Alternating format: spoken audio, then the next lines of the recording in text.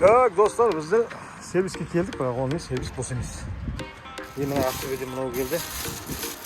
Өткенде естеріңізде болмас, өткенде ойлап шлип келмеді осы компаниядан. Мына келді.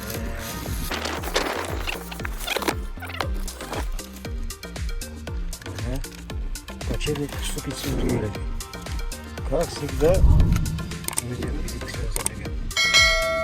Сенквей.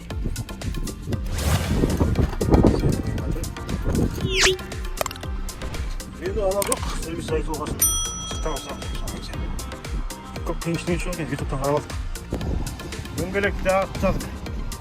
Мына шпильканы алып, гайканы ағытып алып қойыппыз.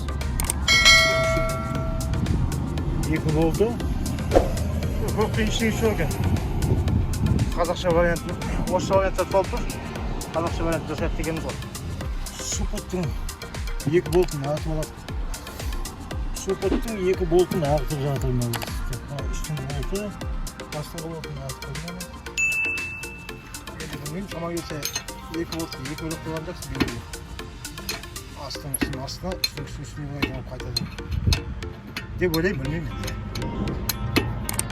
Так, артында 150-ні ұстап тұрған 4 болт бар мына. Қазір алайын бұлай ғой. Мына гранат қозғалмайды ғой. 4 болт бар. Осыны ағытып алсақ, ступица бері қарай шығады подшипнигімен. Подшипник қатты жүргенде дауысы жаман. Уул деп дауысы қатты шығады сәпсен.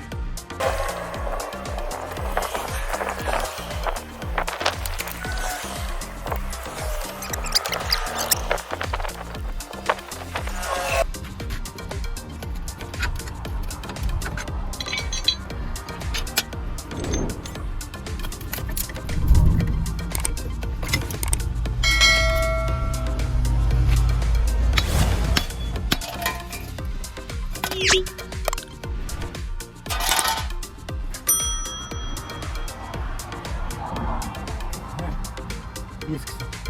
Старый.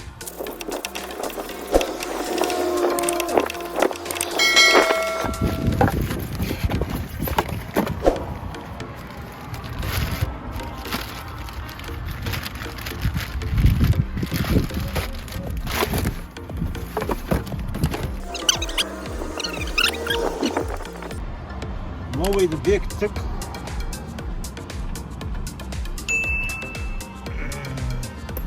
Атта 4 болтты қатайттық.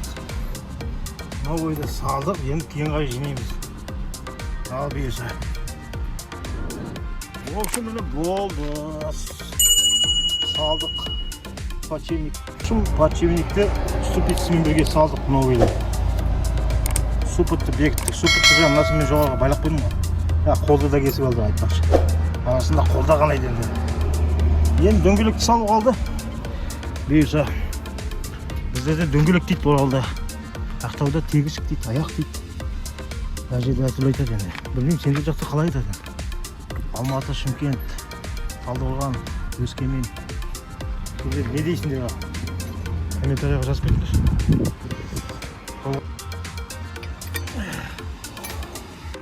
Ал болды. Бізбен бірге болғандарыңызға көп-көп рахмет. Енді арасында осындай видеолар болып тұрады. Тегешікте, ақтаушы айтқанда аяқты, оралшы айтқанда дөңгелекте саламызда жол жүреміз бұйырса.